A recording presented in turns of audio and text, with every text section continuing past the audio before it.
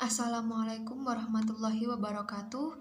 Saya Yusfila Febrianti dengan NIM 202111022. Di sini saya akan menjelaskan mengenai investasi pada saham syariah. Pada bab yang pertama, itu terdapat konsep dasar saham syariah. Saham itu merupakan bukti penyertaan atau kepemilikan dalam suatu perusahaan yang memberikan hasil investasi bersifat variabel tergantung dari kemampuan investor dalam mengelolanya. Nah, saham syariah ini adalah saham-saham yang memiliki karakteristik sesuai dengan syariah Islam atau yang lebih dikenal dengan syariah komplain. Pada konsepnya, saham adalah bukti penyertaan modal pada suatu perusahaan dan investor atau pemilik modal tersebut berhak mendapatkan keuntungan. Nah, konsep ini tidak bertentangan dengan syariat Islam. Dalam bermuamalah, konsep ini dikenal dengan kegiatan musyarkah atau syirkah. Selanjutnya, saham syariah ini berisi saham yang tidak bertentangan dengan syariah pasar modal. Pengertian saham dalam konteks saham syariah mengacu pada pengertian umum saham yang diatur dalam undang-undang dan peraturan otoritas jasa keuangan lainnya. Ada dua jenis saham syariah yang dikenal di pasar modal Indonesia. Yang pertama yaitu ada saham yang telah dinyatakan memenuhi kriteria pemilihan saham syariah dalam keputusan OJK nomor 2 ketentuan 1 tentang penerbitan daftar efek syariah, dan yang kedua adalah saham yang dicatat oleh emiten atau perusahaan saham sesuai dengan peraturan OJK nomor 17. Nah, seluruh saham syariah di pasar modal syariah Indonesia ini, baik yang terdaftar di Bursa Efek Indonesia maupun tidak, termasuk dalam Bursa Efek Syariah yang diterbitkan secara berkala oleh Otoritas Jasa Keuangan pada bulan Mei dan November. Dasar hukum saham syariah masih belum jelas dan pasti dalam Al-Quran dan hadis. Oleh karena itu, para ulama berusaha mencari kesimpulan hukumnya sendiri melalui ijtihad dan atas posisi ini.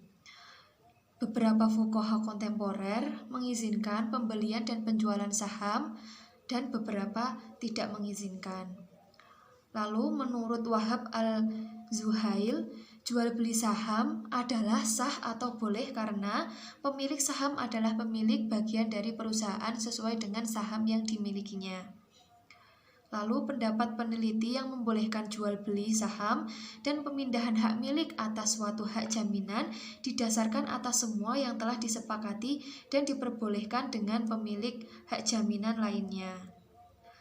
Lalu Fatwa Dewan Syariah Nasional Indonesia dalam Fatwa DSN MUI nomor 40/DSN MUI 2003 menyatakan bahwa jual beli saham itu diperbolehkan.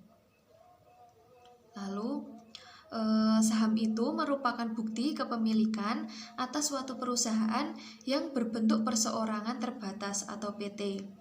Nah, harga saham ini merupakan harga dari setiap lembar saham yang diperjualbelikan di pasar bursa.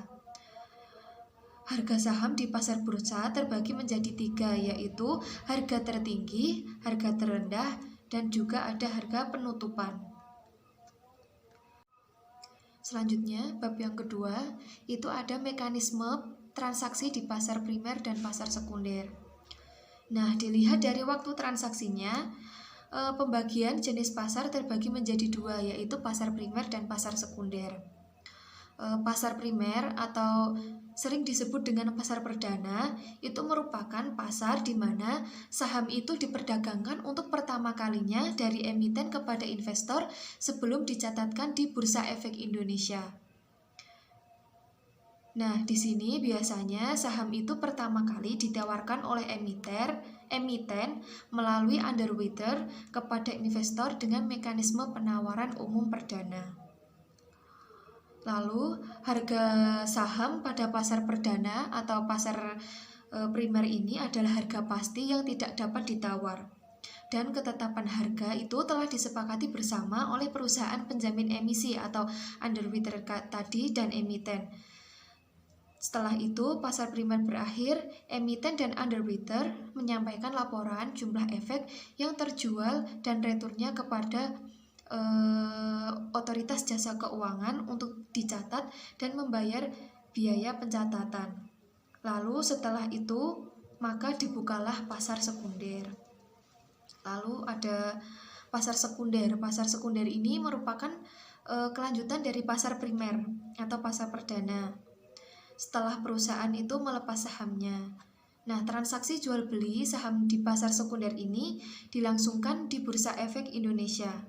Setelah tercatat di bursa saham, artinya saham perusahaan tersebut bisa bebas ditransaksikan oleh publik sesuai banyaknya permintaan dan penawaran.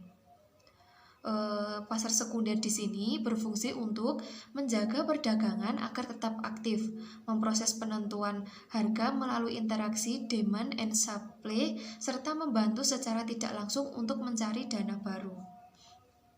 Lalu, dalam pasar sekunder ini, harga bukan lagi merupakan kesepakatan antara emiten dengan penjamin emisi sebagaimana dalam pasar primer tadi.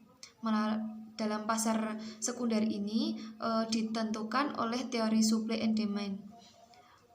Di samping itu ditentukan oleh kondisi perusahaan yang menerbitkan saham.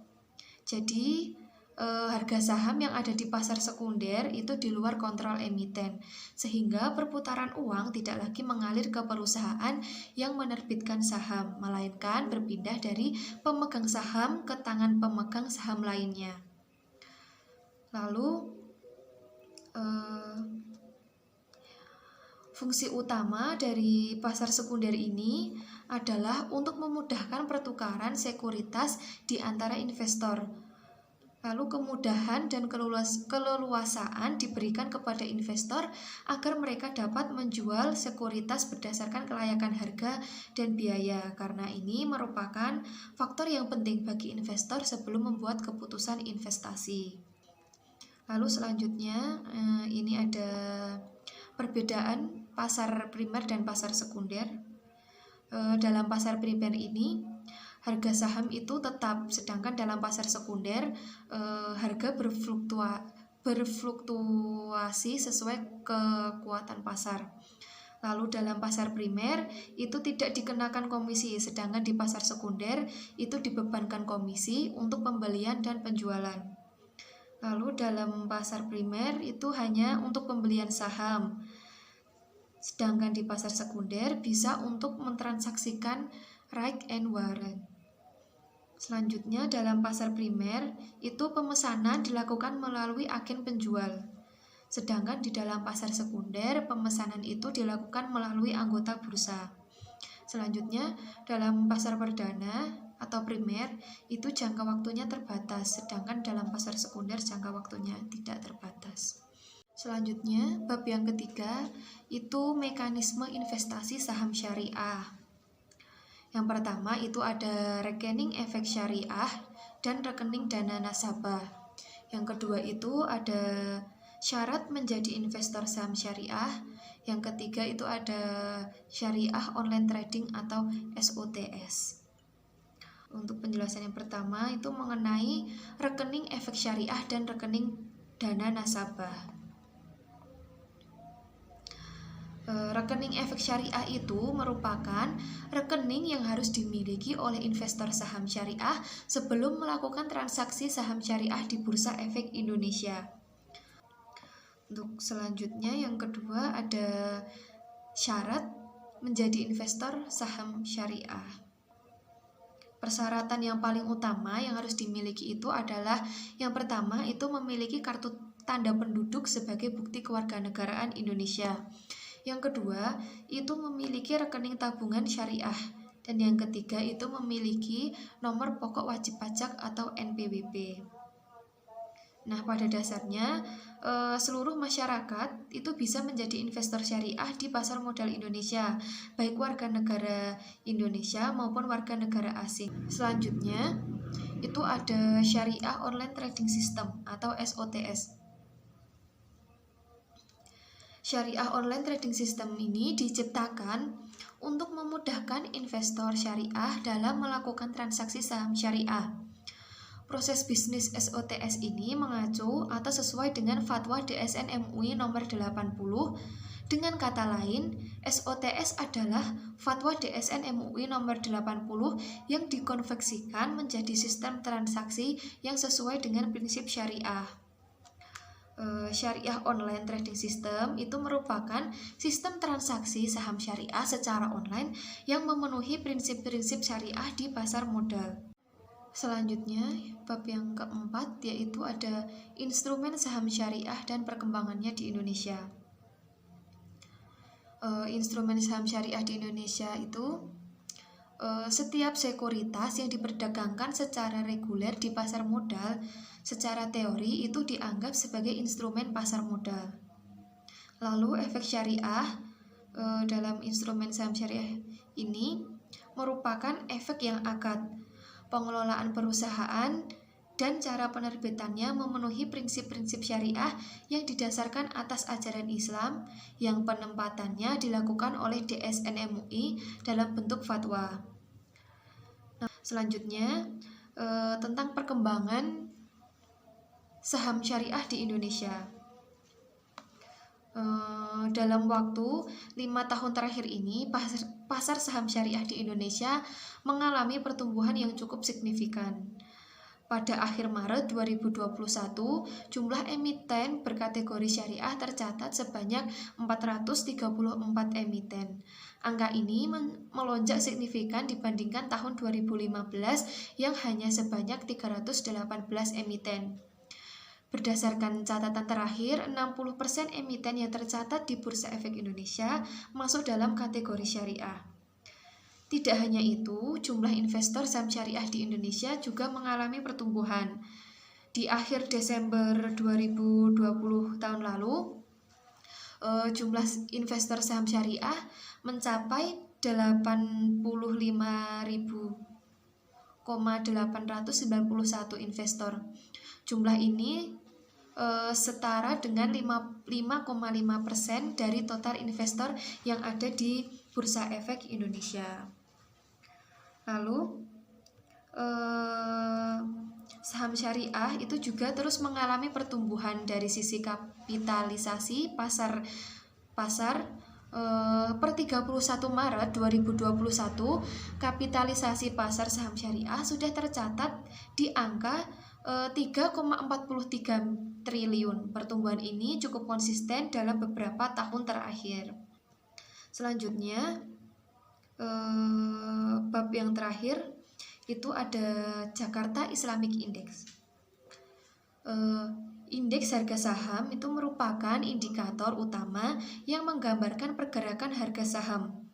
Indeks ini diharapkan memiliki 5 fungsi di pasar modal, yaitu yang pertama ada indikator tren saham, yang kedua ada indikator tingkat keuntungan, yang ketiga ada tolak ukur kinerja suatu portofolio, yang keempat ada memfasilitasi pembentukan portofolio dengan strategi pasif, dan yang terakhir ada memfasilitasi berkembangnya produk derivatif. Lalu tujuan Jakarta Islamic Index ini itu untuk meningkatkan kepercayaan investor terhadap investasi berbasis syariah dan menguntungkan generasi muda yang ingin menggunakan syariat Islam untuk berinvestasi di pasar saham.